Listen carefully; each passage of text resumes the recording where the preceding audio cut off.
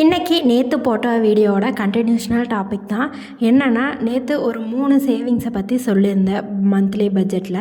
அதில் வந்து ரிட்டைர்மெண்ட் சேவிங்ஸை பற்றி தான் இன்றைக்கி டீப்பாக பார்க்க போகிறோம். நேற்றே சொல்லியிருந்தேன் இதை பற்றி இன்னொரு வீடியோவில் டீப்பாக சொல்கிறேன்னு சொல்லிட்டு. இந்த ரிட்டைர்மெண்ட் சேவிங்ஸ் அப்படிங்கிறது கண்டிப்பாக எல்லாத்துக்குமே முக்கியமான ஒன்று தான். அதை பற்றி தான் இந்த வீடியோ ஃபுல்லாமே சொல்லியிருக்கேன். வேறு எந்த டாப்பிக்குமே கிடையாது. இப்போ வீடியோக்குள்ளே போகலாம். Welcome to lifestyle by Priya. Retirement savings ஏன் எல்லாத்துக்குமே ரொம்ப முக்கியம் அப்படின்னு நான் சொல்கிறேன்னா, நம்மளுக்கு ஒரு 30 வயசு 20 வயசு இருக்கும்போது நம்ம நல்லா பாடுபடுவோம். பட் வந்து அதே 60 வயசு 65 வயசுங்கும்போது நம்மளை பார்த்துக்கிறதுக்கு ஆள் தேவைப்படும்.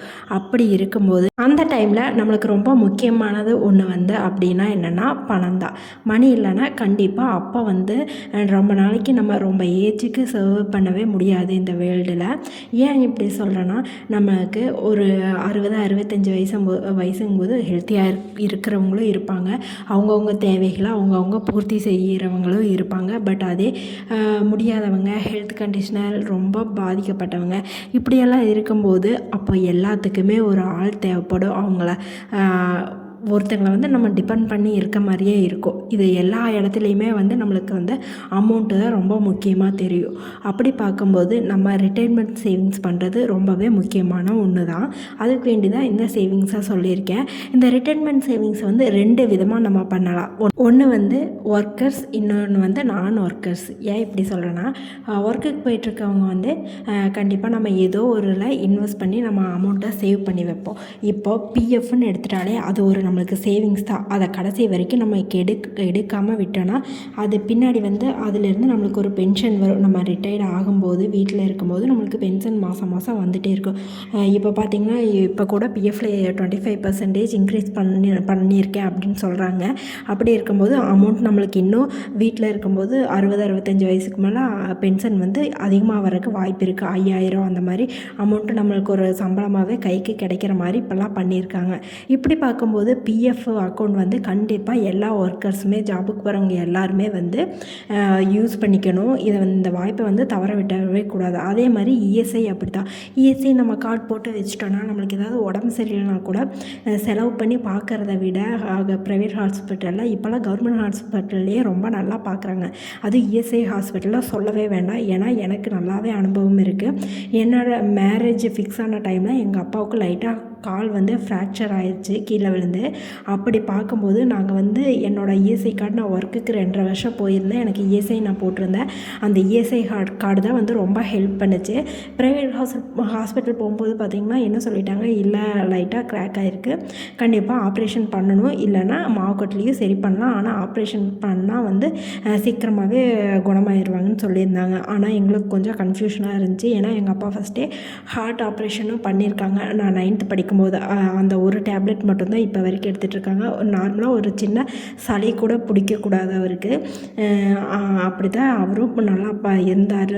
அவரோட ஹெல்த்தை நல்லா பார்த்துட்டு ஆனால் வந்து எல்லா வேலையும் செய்வார். நார்மலாக எல்லா வேலைக்கும் போவார், எல்லாம் பண்ணுவார். ஓப்பன் சர்ஜரி தான் ஹார்ட்டில். பட் வந்து அந்த இஎஸ்ஐ கார்டு இருக்கும்போது நாங்கள் சரி அந்த ஹாஸ்பிட்டலில் போய் பார்க்கலாம். அப்போ கொஞ்சம் ஃபினான்சியலாக மேரேஜ் செலவு அது இதுன்னு இருக்கும்போது கொஞ்சம் செலவு அதிகமாகவே இருந்துச்சு. அப்போது என்னோடய ஃப்ரெண்ட்ஸ் எல்லாம் சொல்லியிருக்காங்க, இஎஸ்ஐ ஹாஸ்பிட்டலாக நல்லா பார்த்துருக்காங்க. என்னோடய ஃப்ரெண்டோட அப்பாவுக்குமே ஆப்ரேஷன் இங்கே பண்ணதில்லை. சரி நம்ம ஒரு டைம் போய் கன்சிடர் பண்ணி பார்க்கலான்னு சொல்லி போயிருந்தேன். அப்போ பார்த்திங்கன்னா அங்கே ரொம்ப அவ்வளோ நீட் சொல்லவே முடியாது. கண்டிப்பாக ஒரு டைம் விசிட் பண்ணி பாருங்கள் இஎஸ்ஐ ஹாஸ்பிட்டல். அவ்வளோ பெனிஃபிட்ஸ் இருக்குது. அங்கே போன உடனே ஆப்ரேஷன் எதுவுமே தேவையில்லை. 3 மாதம் மாவுக்கட்டு போட்டிருந்தா கால் வந்து ரெடி ஆயிரும்னு சொன்னாங்க. அதே மாதிரி 3 மாதம் மாவுக்கட்டு போட்டிருந்தாரு. 3ஆவது மாதம் வந்து நல்லா நடக்க ஆரம்பித்தார். ஆனால் 1 மாதம் மட்டும் லைட்டாக நடக்க பெயின் இருந்துச்சு. அது போக போக சரியாயிருச்சு.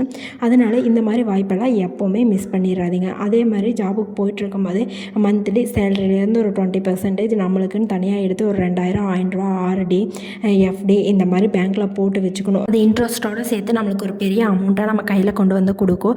அப்போ வந்து இந்த ரிட்டைர்மெண்ட் டைமில் நம்மளுக்கு ரொம்பவே ஹெல்ப் பண்ணும். நம்ம யாரையுமே டிபெண்ட் பண்ணி இருக்க வேண்டியதே இல்லை. ஓகே, ஒர்க்குக்கு போகிறவங்க இப்படியெல்லாம் சேவ் பண்ணிக்கலான்னு சொல்லிட்டீங்க. ஆனால் வீட்டில் இருக்கிறவங்க எப்படி சேவ் பண்ண முடியும் அப்படின்னு தானே கேட்குறீங்க. கண்டிப்பாக முடியுங்க. எப்படியும் வீட்டில் ஹவுஸ் ஒய்ஃப் மட்டும்தான் இருப்போம்.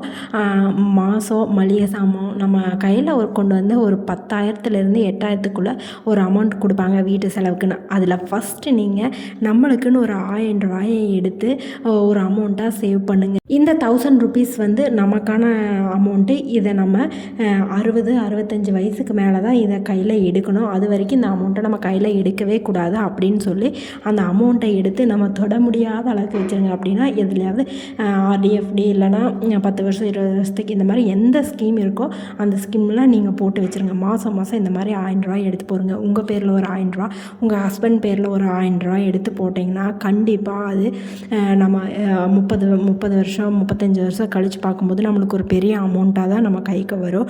அப்படி இருக்கும்போது பார்த்திங்கன்னா இந்த மாதிரி குட்டி குட்டியாக நம்ம சேவிங்ஸ் பண்ணிட்டு வரும்போது அது ஒரு நாள் வந்து பெரிய சேவிங்ஸாக கொண்டு வந்து நம்ம கையில் கொடுக்கும். நம்ம அப்போ ரிட்டைர்மெண்ட் ஆகிற டைமில் நம்ம வந்து ஒரு தைரியமாக இருப்போம். என்னை யார்டா பார்த்துக்கிறது, நான் எல்லாத்தையும் பார்த்துக்குவேன் அப்படின்னு சொல்லி நம்ம மனசு தைரியமாக இருக்கும். நான் யாரையுமே டிபெண்ட் பண்ணி இருக்க வேண்டியதில்லை, நம்மளை யாருமே நம்ம பார்த்துக்க வேண்டியதில்லை. ஏன்னா வந்து நம்மளுக்கு எல்லா பேரண்ட்ஸுக்குமே இருக்கும், நம்ம வாழ்க்கையை நம்ம இனி பார்த்துக்கணும், நம்ம குழந்தைகளை போய் எந்த விதத்துலையும் நம்ம டிஸ்டர்ப் பண்ணக்கூடாது, அவங்க எங்கே ஒர்க்கில் இருக்காங்களோ எங்கே படிச்சுட்ருக்காங்களோ அந்த மாதிரி மைண்ட் செட் நம்ம போயிடணும். அதனால யாரையுமே நம்ம டிஸ்டர்ப் பண்ணக்கூடாது, இருக்கிற வரைக்குமே நம்ம சேவ் பண்ணி வச்சதெல்லாம் வாழ்ந்துட்டு போயிடணும் அப்படிங்கிற ஒரு மைண்ட் செட்டுக்கு வந்துடணும். மாதம் மாதம் நமக்குன்னு ஒரு அமௌண்ட் எடுத்து லாங் டைமாக போட்டு வச்சுக்கணும். இந்த ரிட்டைர்மெண்ட் சேவிங்ஸ் ஏதாவது ஸ்கீம் இருந்தால் கூட இனி வர வீடியோவில் சொல்கிறேன். அதை பற்றி டீட்டெயிலாக எனக்கு தெரியல, உங்களுக்கு ஏதாவது தெரிஞ்சிருந்துச்சுன்னா கமெண்ட்டில் சொல்லுங்கள். இந்த ரிட்டைர்மெண்ட் சேவிங்ஸ் வீடியோ வந்து கண்டிப்பாக இப்போ வரைக்கும் கேட்காதவங்களுக்கு இது ரொம்பவே யூஸ்ஃபுல்லாக இருக்கும்னு நான் நம்புகிறேன். இந்த வீடியோ பார்த்ததுலேருந்து யாருக்காவது ஒருத்தருக்காவது யூஸ்ஃபுல்லாக இருக்கும்னு நான் நம்புகிறேன். உங்களுக்கு இந்த வீடியோ யூஸ்ஃபுல்லாக இருக்கும்னு நீங்கள் நினச்சிங்கன்னா மறக்காமல் கமெண்ட்டில் சொல்லுங்கள். இந்த வீடியோ பிடிச்சிருந்தா லைக் பண்ணுங்கள். இப்போ வரைக்கும் நம்ம சேனல் சப்ஸ்கிரைப் பண்ணாமல் பார்த்துட்டு இருந்தீங்கன்னா மறக்காமல் சப்ஸ்கிரைப் பண்ணிக்கிங்க. இனி நிறையா சேவிங்ஸ் டிப்ஸோடு வரேன். இனி ஒரு இன்ட்ரெஸ்டிங்கான வீடியோவில் பார்க்கலாம். அது வரைக்கும் பை பாய். தேங்க்யூ ஃபார் வாட்சிங்.